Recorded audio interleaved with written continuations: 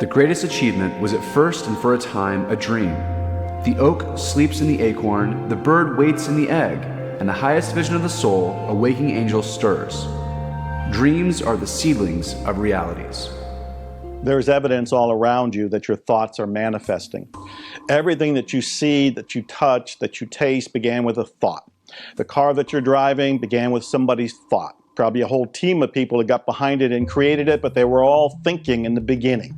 Your whole life, what you're wearing right now, began with somebody's thought. And then at some point you decided with a thought to buy it and to put it on.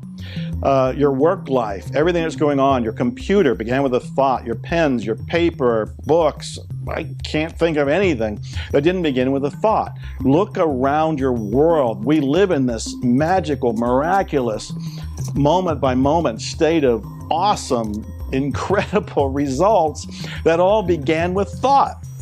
That is so much evidence. And James Allen didn't even have that kind of evidence. I mean, he lived in a time where my goodness, where do you even begin with what he didn't have that we do have? And what we have all was because of thinking, individuals who were thinking and then creating. So it all begins with thought. What we have to do then is find that what we love and what is potentially true about us, what is mystically true about us, we have to make that more interesting than anything else. So this is the experiment I like to give to people, to say, give yourself a new thought, that you're lovable, that you're worthy, that you're physically healthy, that your dreams are manifest, that everything you could possibly imagine is unfolding in your life as you would design it to be. And make the idea and the vision of that so interesting that nothing else attracts your attention. You have to make that more interesting than everything else. Say, my life is working. That's interesting to me. You know, my body is healthy. That's interesting to me. How can I make that so interesting that nothing else is more interesting than that? People will begin with just trying to shift their perception by an inner dialogue that's more healthy. So we use the affirmation to begin to change our inner dialogue about ourselves. We begin to affirm that our life is indeed the life of love, and the life of order, the life of harmony, the life of beauty, the life of abundance. We can affirm that the universe is friendly and that life is for us and that there's nothing against us.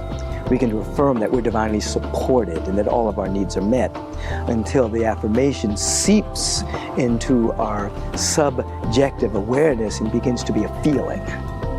The words ultimately become a deep feeling. They actually feel connected. We feel supported. We feel loved. We feel that our needs are met. This is a feeling universe. And as you begin to feel that, regardless of circumstances may not have changed yet, but as you're waking up every single day feeling that, then you've put yourself in a position to demonstrate or to have a revelation, an insight that will ultimately demonstrate what you've been saying to yourself as you've shifted your inner dialogue, and the mindscape is now becoming more pure, the inner landscape more potent, your interiority more clean. You become more in alignment, more in tune with the universal flow.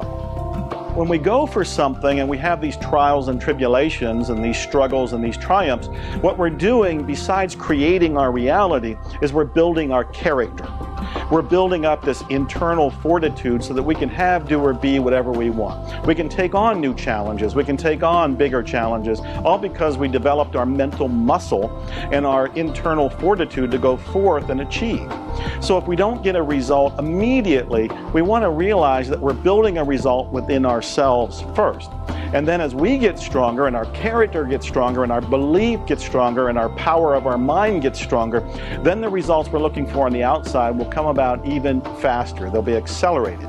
So we want to have a little bit more patience here and realize we're growing as we're attracting. We're growing as we're achieving. We're growing as we're changing. When each of us follows our life mission, what we end up doing is playing our piece of the puzzle, our role in the band.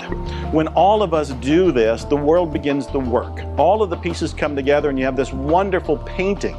But if you don't follow your life mission because you think it's selfish, or you put somebody else down because they're following it, you interrupt the music. You interrupt the puzzle. It's no longer complete. In order for the world to work, you have to follow your life mission, I have to follow my life mission, and everybody else watching has to follow their life mission. When that happens, you end up fulfilling your part and inspiring the world. I just love the whole idea of you find what you're here to do. Find what makes your heart sing and do that, and by doing that, you're serving everybody else. Into your hands will be placed the exact results of your own thoughts.